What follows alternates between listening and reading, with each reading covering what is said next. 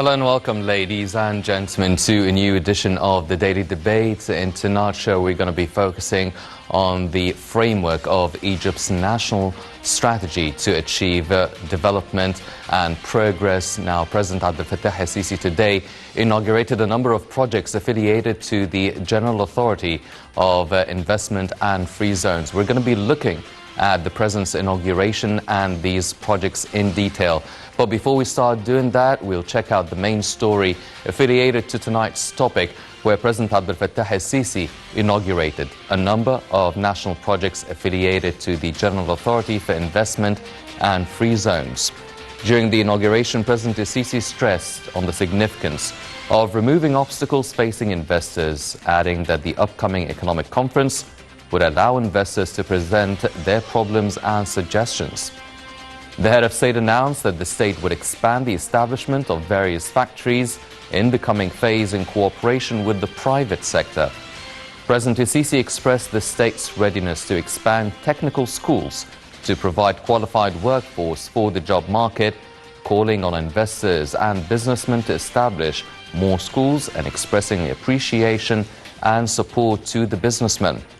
The president affirmed that Egypt is not far from reality, adding that the state is giving big care and attention to industry, noting that reaching $100 billion of exportation is not enough for a country whose citizens exceed 100 million. He asserted that Egypt is exerting its utmost efforts to diminish as much as possible the impacts of the current global circumstances pertaining to the coronavirus pandemic and the Russia-Ukraine crisis. Meanwhile, the president inspected the electric cables factory, Leone, and was briefed on the facility's products, and visited the Mintra factory at the authority's premises and was briefed on the work line of the facility. President el-Sisi also inaugurated a number of investment projects in the cities of Benha and Mid Ghamr via video conference. Meanwhile, the president watched a documentary film entitled A Promising Track, which highlighted the national projects carried out by Gafi and the track of economic reform introduced by Egypt during the past stage.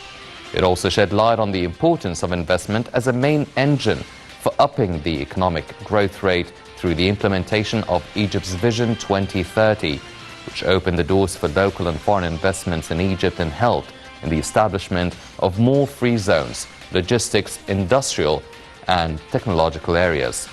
The Gafi film also underscored the state's efforts to achieve a leap in all investment domains inside 9 public free zones and 204 private free zones in a number of governorates, highlighting that such free zones had contributed in launching 1,095 projects and provided about 200,000 direct work opportunities. Meanwhile, Councillor Mohammed Abdel Wahab, the head of the General Authority for Investment and Free Zones, said the 3rd edition of the Egypt Investment Map was launched. Speaking at the inauguration, Abdel Wahab said the volume of the Free Zones exports reached around £6 billion. He said the authority seeks to cover all the needs of the Egyptian market, adding that it also seeks to empower youth and entrepreneurs through many programs.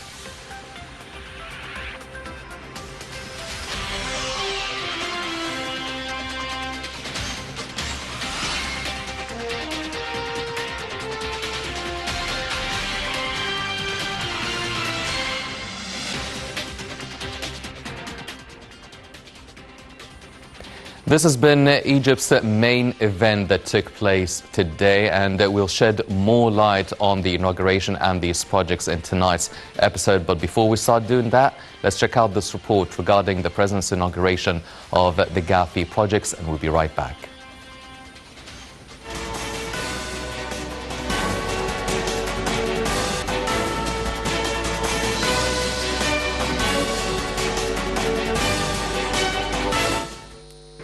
Within the framework of Egypt's ongoing national strategy to achieve progress and development, President Abdel Fattah el-Sisi witnessed the inauguration of a number of projects of the General Authority for Investment and Free Zones, Gafi, on Tuesday.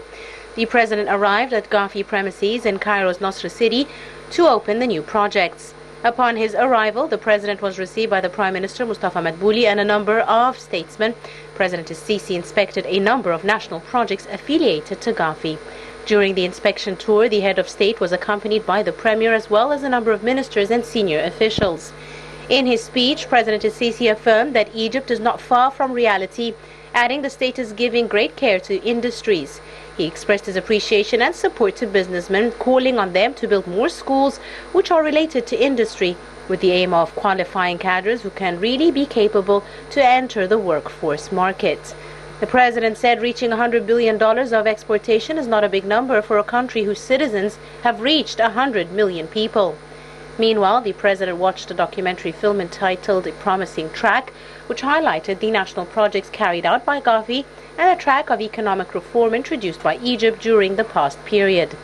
It also shed light on the importance of investment as a main engine for upping the economic growth rate through the implementation of the Egypt Vision for 2030.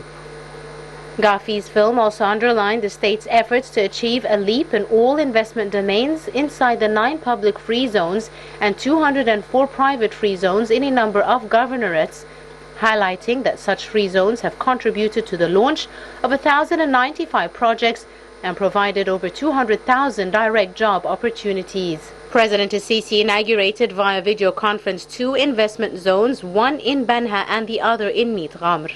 CEO of the General Authority for Investment and Free Zones, Gafi Mohammed Abdul Wahab, said in his speech that Egypt has over the last 3 years established 7 new centers to serve investors with the aim of improving business practice.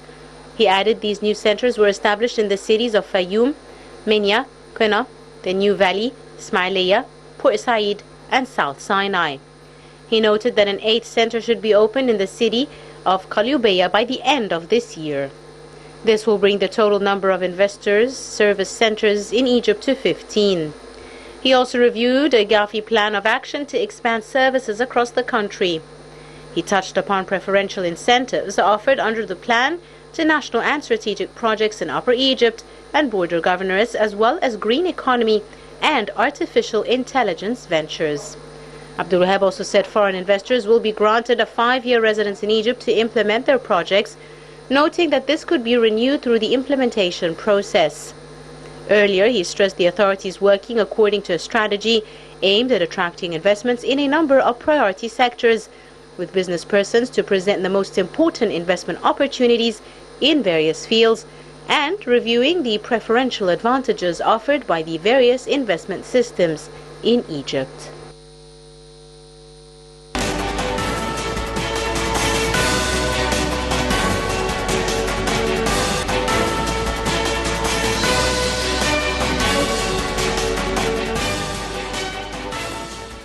Welcome back, ladies and gentlemen, and we're joined here tonight in the studio by Dr. Ibrahim Mostafa, the former senior advisor to the Minister of Investment. Dr. Mostafa, thank you very much for joining us. Most welcome. Pleasure meeting with you. It's a pleasure, sir. Dr. Mostafa, now the inauguration today by President Abdel Fattah al-Sisi to the projects affiliated to the General Authority for Investment and Free Zones. Now, before we start delving into the details of this event, what is the significance of such inauguration, these projects, and the work that's being done by the Gafi? I mean, this is, President Sisi, when he witnessed this, inauguration, he gave a great message to the business environment, and whether inside Egypt or regionally or internationally, that Egypt is really supporting investments everywhere in Egypt, that targeting investors, whether to expand in Egypt or to come and invest in Egypt. I think it's a very good message to the business environment. This is from one side. The other side is, having this tour inside, the free zone that under Gafi authority, also give a message that he wants to give to be on board in every problem, every development, everything regarding investment in Egypt. Then this is very important, actually. Yes. Well, let's talk about those free zones now. How different is the nature of those free zones as opposed to the economic free zones in the Suez Canal? Now, we're seeing that these projects and the projects affiliated to the Gafi are not just located or established in the main cities in Egypt, but all over the different governorates. What is the importance of it distributed all over the governorate, and how are they different from the previous free zones we're used to? When President Sisi came to the power, actually, he started to look through all over Egypt and to take care of every area inside this country to develop under the National Strategy of Development and Egypt's Vision 2030. To create a decent lives for the Egyptian citizens, create more jobs and relocate industries everywhere, and encouraging investments in each country to raise, the development standards of these regions inside the country. This, very important from one side. The other side, you have to reach fair development in each area, which is very important.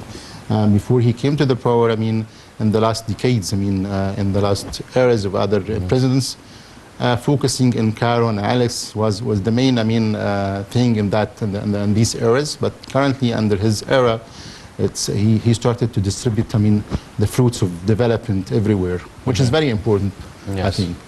Well, Dr. Mostafa, now, whenever we speak about projects located in different governorates, we're always talking also about the localization of industry. Now, today the President witnessed the Benha and Midram projects. Now, these projects in these different governorates, are they specialized in certain sectors, certain industries that are maybe related to the nature or the demographic nature of those governorates? Yeah, as I said, that having investments outside Cairo and Alex is very important. That's why they built up these investment zones in Benha and Midram. Midram was, built for supporting and raising the importance of SME, in the industry sector. Yes. That's why, this investment zone, it was built, I think, 2 or 3 years ago. But this formal opening is very important. This will give a push to that area to boom up. And encouraging investors inside the country to move on and to relocate their industries. This is to encourage, the local production inside Egypt. It's very important to decrease the imports, which one of the main target that Egypt has been trying to take care of during the last, 5-6 years, which is very important. The other side, that having that in Midram, Benha, other areas, we have nine free zones around Egypt, not only in Cairo and Alex. We have in Kif, one in Kif, by the way, but this one needs a kind of taking care of how to encourage getting people to that area. It's very important. That's why the president talked about the importance of incentives, incentivizing people to move to these areas and creating a solution like what he said, the golden license, which is very important, because he believes that, there are some problems facing the business environment in Egypt. One of them is the licensing process. Other problems like land allocation, having different entities working without kind of coordination, without a real one-stop shop inside Egypt. He stressed that in his speech today. Yes. Yeah, and as we all saw in that inauguration, he mentioned that we want to reach out a solution to have this one-stop shop set up and working effectively and efficiently, raising the issue of what we faced during the last 3-4 months regarding the LCs under the CBE. And he directed to solve this problem within the coming 2 months, which is very important to the all manufacturers that have been complaining from this issue. I think all these issues have been highlighted by the president, are very important, and this will give a push to the business environment in the coming few months. Yes. Well, as you've mentioned, the president stressed on really providing the incentives for the businessmen and having the one-shop setup. Now, this has been a topic of discussion for many years, and also talking about the investment law related to the foreign investors. Yeah. When can we actually see some sort of practical implementation, starting off a business in 3 days, for instance? You have to give a full delegation of each employee representing these entities inside GAFI. If you don't have this, I mean, this one-stop shop will not succeed. Because if you give them just a partial delegation, partial power to give decisions and give licenses to investors, this, I mean, will delay the process. If you give them the full delegation, I mean, the full authority to give the decisions, this will ease the process. This is the problem, that the main entities that, I mean, they are representing, they don't want to give the full authority and full delegation to their employees, which is very difficult, I mean, to make it happen inside the one-stop shop, having this process, I mean, done under this umbrella. If you don't have this solution, you will not succeed. That's why the President Sisi highlighted this. I mean, the entities should train and raise the capacity of employees. That's why he thanked the employees of Gafi, which is, I mean, it's a very supportive and encouraging to them, because, I mean, they are doing very good job, I mean, during the last years. This is very important. You have to raise the capacity of people and give them the authority to take decisions. If you don't have this, I mean, this will be a problem, actually. Yes. And when we talk about these incentives, are we only talking about establishing these projects, or also maintaining it, tax exemptions, facilitations in terms of imports and exports? The main issue is the bureaucracy. If you've solved this problem, actually, by establishing a real one-stop shop, I mean, other factors will be very easy to tackle down. That's why, I mean, Egypt has adopted, I mean, the national strategy for automation, I mean, to automize all the public services inside Egypt, around the whole country. I mean, it will take time, but, I mean, we should keep pushing, I mean, to have it done. I think President Sisi, when he highlighted this several times, this will be, I mean, very serious to happen. Yes. Yeah. Well, the President also talked about expanding the work of schools, technical schools, really to work on the vocational training, the labor force, the workforce, giving job opportunities. But all these free zones and industries, they need to know the know-how, the technological expertise, and these workers need training. So what can be done by the businessmen, for instance, to work on establishing training centers and schools that will have a workforce related and specified and specialized for their industries and factories? You know, workforce or labor is the fuel of the economy, I mean, fuel of the industry. It's not new that having schools, I mean, in the field of vocational schools, we have many investors have started this before, but he wanted to encourage all investors to have the same approach. I mean, I know many donors have been working on this side. They started to create what we call the applied technological schools, which is very important to link the private sector to the labor force. Yes. Having this mediation, I mean, tool, it's very important.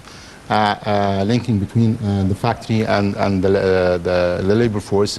When you train them very well and educate them very well, they will be directly plugged into the factory. And you create more skilled labor, which is very important. That you know, the turnover in the private is very high, and the skilled labor, I mean, are very rare. That's why it's very important. When President Sisi highlighted this in his speech today, I think it's very important to encourage other investors to have the same approach. Dr. Mostafa, now Egypt has set that goal of 100 billion worth of exports within 3 years. Now, the Gafi already achieved about 6 billion in exports, but that's... And in the free zones, yes. Yes. Is it, I mean, we're going through an economic crisis, a global one, not just in Egypt, as a result of the Ukraine-Russia conflict, also the trails of the coronavirus pandemic. Is it still a realistic goal to achieve? Yes, having a goal is very important. When you reach it, or being very approximate to it, is very important. Sometimes you can't achieve 100% of that goal, but at least you have to reach out very close to the target. When you have a target, it's very important. Having $100 billion as for exports is very important. You achieved almost 40-45% of that figure. When you reach 31 billion US dollars for, I mean, non-oil exports, adding to that, I mean, the oil exports, and you reached out 45 billion. It's not, I mean, that very difficult to reach out, but it means that you have to work on other sides by supporting the private sector to double or triple the production that is being produced currently. This is very important to expand your market share in the global markets. I mean, around whether regionally in Africa or Europe and Asia or the USA. You have trade agreements. You have to use them very well. You have to raise your capacity how to penetrate these markets, because they have standards for export for penetrating these markets. If you don't have you are not fit with the standards that they have, you cannot enter these markets. That's why you have to raise your capacity, raise your people working in the factory to reach out the right standards to enter these markets or to increase the exports. Although that you have obstacles and challenges that have been created by whether by pandemic, then the global inflation, then the Russian-Ukrainian crisis. Although these challenges you achieved very well on the export side, but it created to you other challenges regarding the budget deficit from the other side. That's why Egypt currently is trying to fix this budget deficit by reaching out to a deal with the IMF to have 3 to 5 billion US dollars and completing the financial gap from other institutions and other resources to finance the gap. In addition to that, Egypt has decreased the burden of the external debt by having kind of debt swapping approach, transferring debts to investments, under the Arab sovereign funds, whether it's Saudi and the Emirati or Qatari side. And they have as well a very big interest and direction given to them, to the Arab investors, to come invest in Egypt under their political leaders when they met the President Sisi, having these mutual visits. I think it will be very positive to the Egyptian economy, and when you decrease the burden, you can breathe very well actually, and you can see other scenarios that you can come up with and apply in the coming future. Yes. Well, who would benefit most from those free zones? I mean, are we talking about really encouraging the local investors, the domestic industry, or are we talking also about attracting foreign investors? Let me say that most investments coming from local investments. 70 to 75% coming from the local investors, whether greenfield or expansions. The 25%, the rest 25% come from Arab and foreign investors. What is, that has been, highlighted by international institutions, that the participation of the private sector in the economy decreased heavily in the last few years. Because what happened, after 2011 in Egypt, then other political and security stability, and then the President Sisi came to rebalance whether the political side or the economic side.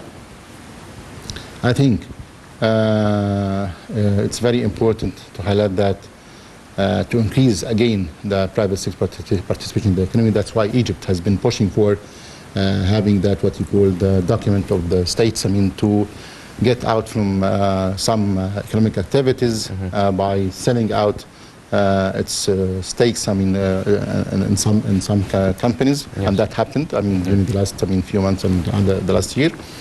And in the coming, I think by at the end of before ending this year, they will put 2 companies under the military authority into the stock market under the IPO approach.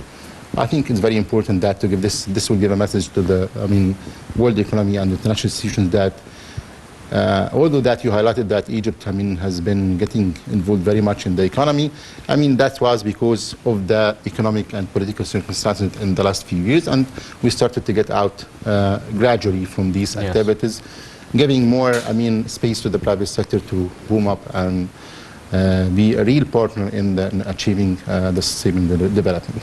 Well, you just explained how the government is working on empowering and enabling the private sector to have a bigger share of the Egyptian economy. But how responsive has the private sector been? Did they jump at this opportunity with both hands? Did they grab it with both hands, or are they still trying to study it, being reluctant? How would you describe it? In all countries around the world, the private sector is always following and seeing what the government wants to do in its strategy. Then they start to move. Yeah, this is very important. In all international experience, this happened before. When you are focusing on these sectors, this means that private sector will direct their investment to these sectors. Yes. If you are not interested in these sectors, then some investors, they will get out from these sectors to move to the certain sectors that you are focusing on. I mean, always the government directions are very important and I think it gives messages to the private sector, whether from the local market, regional market, or the international market, to see what are the coming priorities of the government, which is very important. It gives directions to them where to go or where to leave. Yes. Yeah. Dr. Mostafa, now, I mean, you were very much deep in the heart of the Ministry of Investment.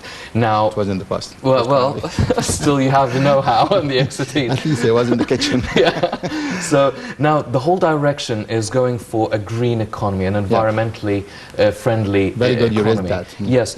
No.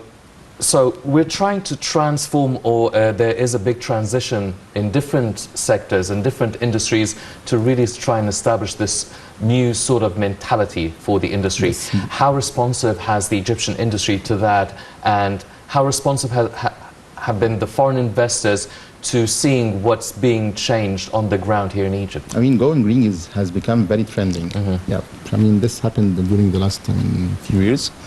And we saw many investment funds, international institutions started to allocate some financial resources to move on to this area. And we know that Egypt is currently have been organizing the COP27 in Sharm el-Sheikh, that will be in November. Before that, there will be an economic summit, to see, the views of the private, how to get out from this economic crisis. I mean, this kind of movements, events, all these stuff, increasing the awareness, increasing that there is a great, and seriousness behind achieving a real development, and supporting the private sector, giving more space to the private sector to move and grow up, and giving a very, good signal to the global economy that Egypt really is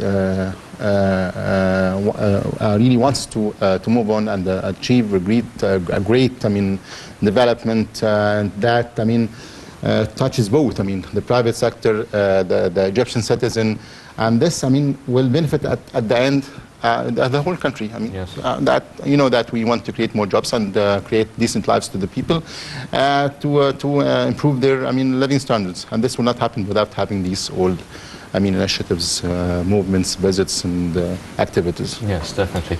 Ladies and gentlemen, Egypt has been working very hard in establishing a lot of mega projects, a lot of initiatives, really working to create a very comfortable and suitable economic and investment atmosphere. Let's check out this report and we'll be right back.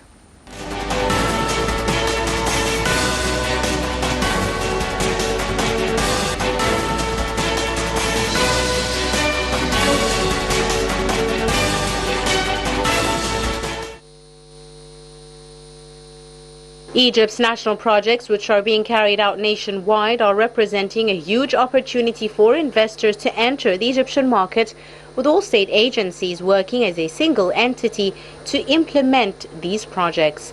President Abdel Fattah el-Sisi is keen to follow up progress in the implementation of different projects around the country, with the aim of achieving economic development. President Abdel Fattah el-Sisi has reviewed the files of the construction of roads, bridges and axes, as well as the executive situation of a number of projects, including the new administrative capital, New Alamein, and the market complexes project to be established in several neighborhoods in Cairo. The head of state directed the need to entrench new mechanisms carried out to implement national projects in the last few years. He reiterated the new mechanisms had led to achieving developmental goals in order to achieve a better future. Prime Minister Mostafa said the state carries out various mega projects to raise people's living standards and offer new work opportunities for the youth.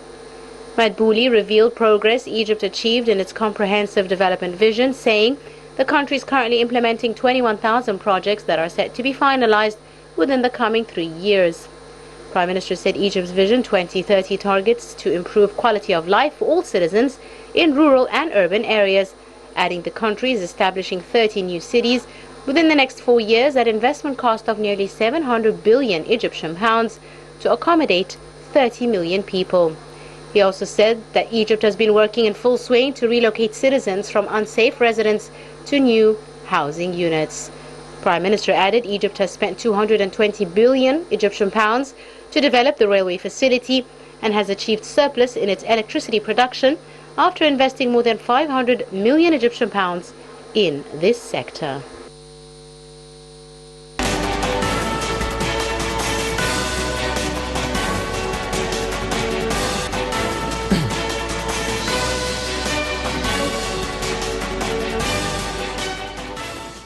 Welcome back, ladies and gentlemen, continuing our discussion with Dr. Mostafa.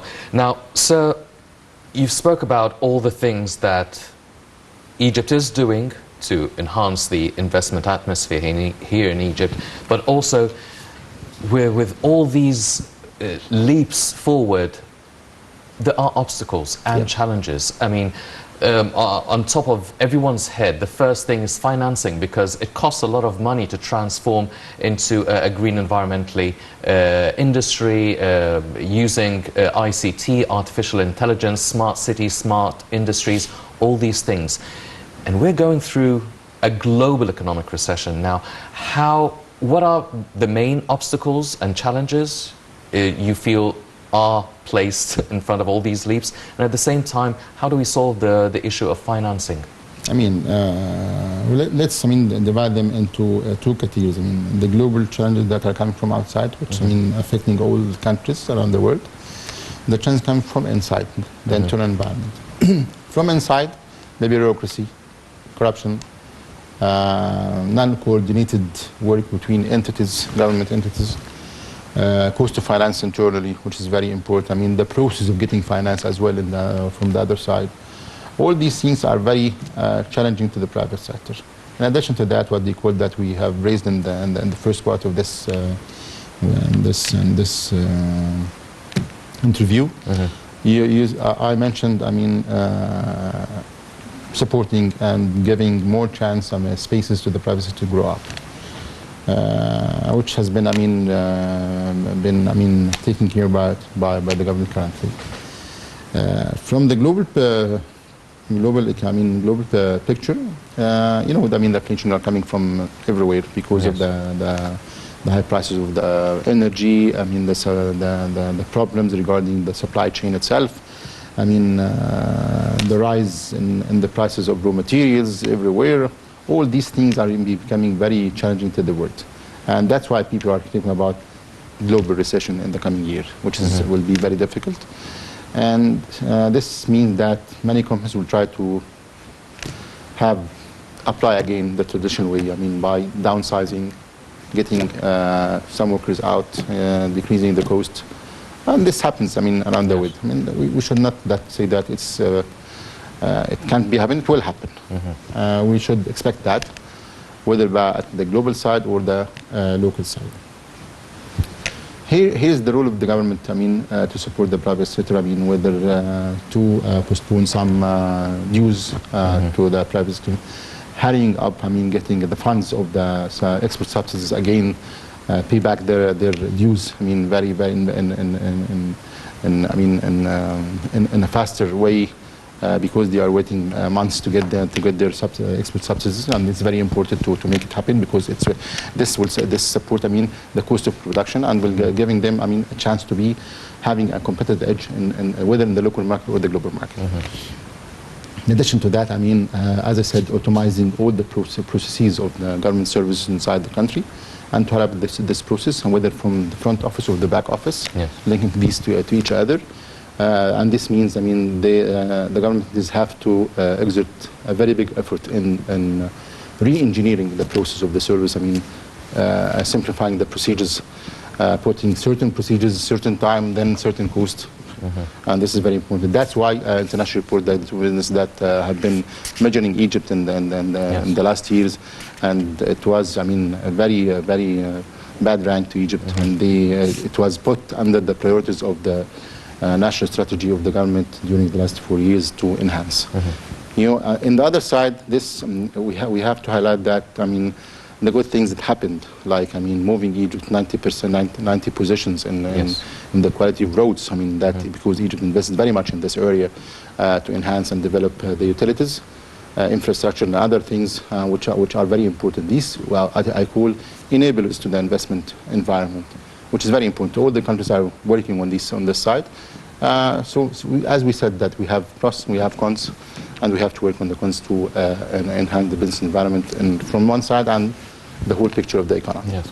Dr. Mostafa, you've mentioned earlier that the government really works on empowering the private sector and also works on empowering the small and medium enterprises. Now, everyone's been talking about the small and medium enterprises for quite some time.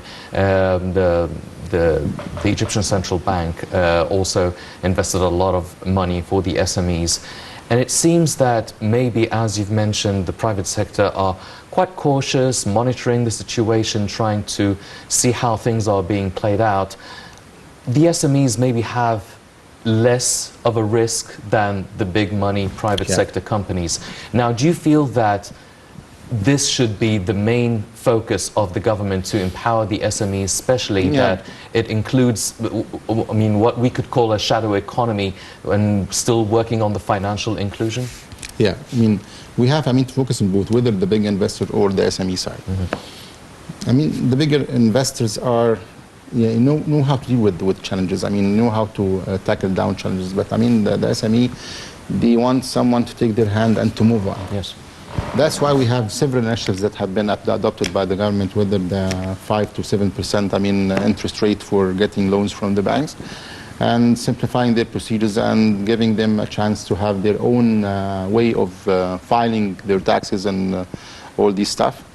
But I mean, the real issue is regarding, changing the decisions and policies. It's very important because the first batch that are being affected by these things when it happened, the SME side. When you changed, the process of getting inputs from our side and having the LC's issue, the first batch that have been affected by this, the SME. Why? Because they are dealing with something called, paying with installments, paying a part of the cost of the import, then try to pay back, upon collecting the money from the market. When you shock them by having this decision, they started to get that we can't pay because we can't afford what you call that paying the full amount of the money inside the bank. In addition to that, the process was very difficult. They were put in queues. Whether big investors or SME investors, they were in queues to get money from the banks. To get their inputs. In addition to that, you didn't give, what we called a grace period. A period of time that to cope up with these decisions. You can't just take the decision and directly execute it. We have to look back again to the stability of the policies and the decisions, which is very important because they are affecting the decision of investment, because they are calculating their investments upon 5 years. When you trap the inputs, that will be shocked very hard. Yes. But this is very important. We have to take care of. Sir, now you've spoken about how all these free zones and all these projects are really focusing on the local investors, and we're also getting about 25% of foreign investors, but they're mainly from Gulf countries. Now, as you probably already know, give or take. Now, a lot of work has been done trying to work out a proper investment law that would be suitable for the foreign investor to come to Egypt. Now, one of these things would be granting a 5-year residence for Egypt in Egypt to implement their projects. Now, already the whole economy, the global economy, the European... It's not only about the law. It's only about the application, and other entities that are affecting the business environment. When you have a good law, when you have good people, when you have entities that are contradicting with the good things that you have, I think you will see challenges and things on the ground. Having what we call one heart, one man is very important. We should all speak the same language. We should all take care of the investment as one entity, not only GAFI. It's about the whole country. President, the Prime Minister, all ministers, all people under this umbrella. If you don't have this, actually you will have problems all the time. Yes. Well, how hard is it to have a unified This is, I mean, the vision? political will that behind it. The President Sisi highlighted this several times that we will be behind this, still solving the problem. We will have, I mean, at the end, a real one-stop shop, sooner or later. Yes. Well, do you feel that a 5-year residence in Egypt for them to implement their own project, is this enough? Is this short term? It's normal, and it's been being given to the investor, I mean, under the law. And when you have the real investor and serious investor that wants this residency, you can take it from Gafi. I mean, it's very easy to take it. When you have your company established, well established, and you don't have any problems, you can get this. I mean, it's very easy. It's one of what you call non-financial incentives.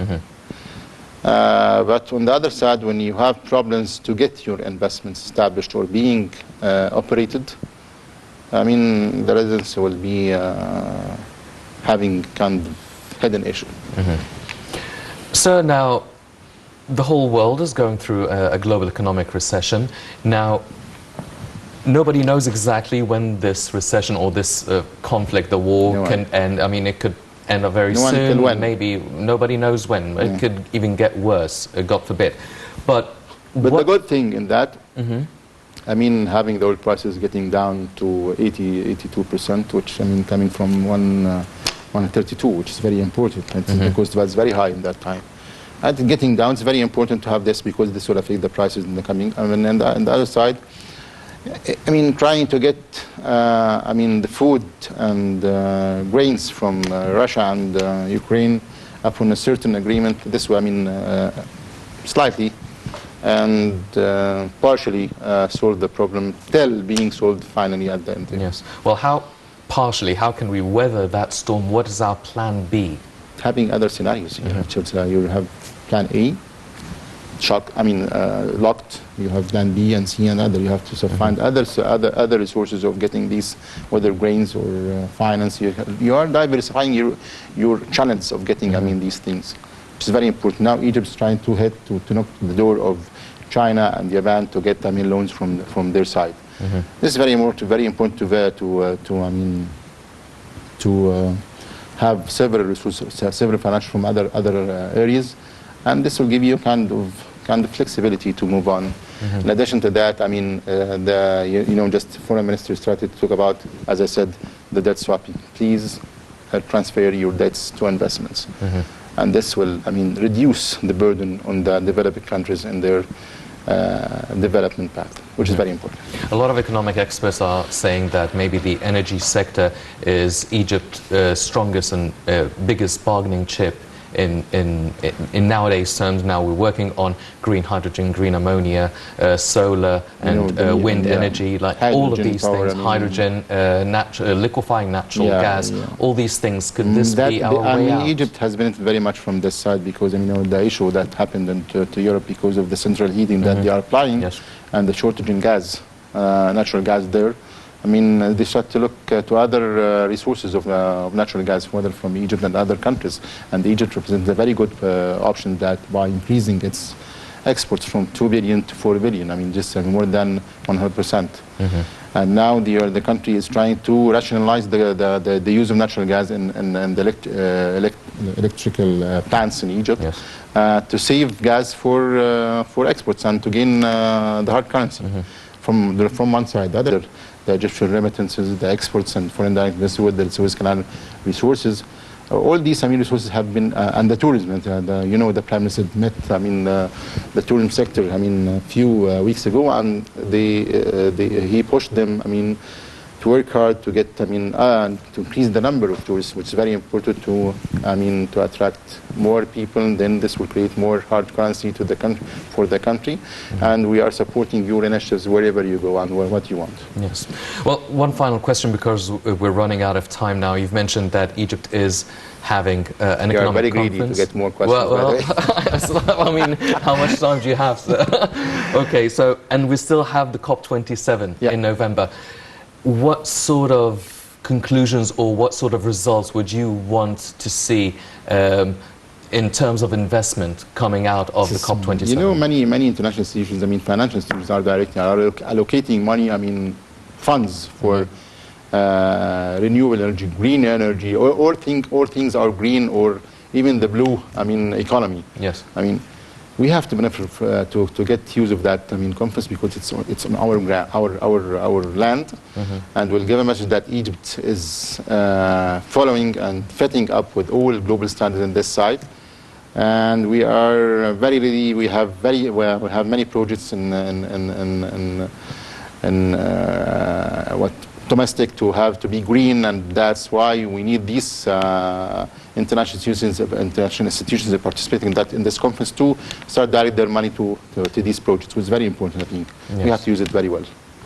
Ladies and gentlemen, as you've just heard from Dr. Mostafa, now there is a lot to be achieved within the green, the free zones here in Egypt. Also, a lot of outcomes we're hoping for, and a lot of aspirations are hanging on the COP27. But unfortunately, that's all the time we have for this edition of the Daily Debate. Before we go, I'd like to thank my very distinguished guest, Dr. Ibrahim Mostafa, the former senior advisor to the Minister of Investment. Dr. Mostafa, it's been a pleasure. Thank you, Annie. My pleasure. Thank you very much, sir. Ladies and gentlemen, please stay tuned for more coming up on Nile International. I'm Henny Saif. Thank you for joining us.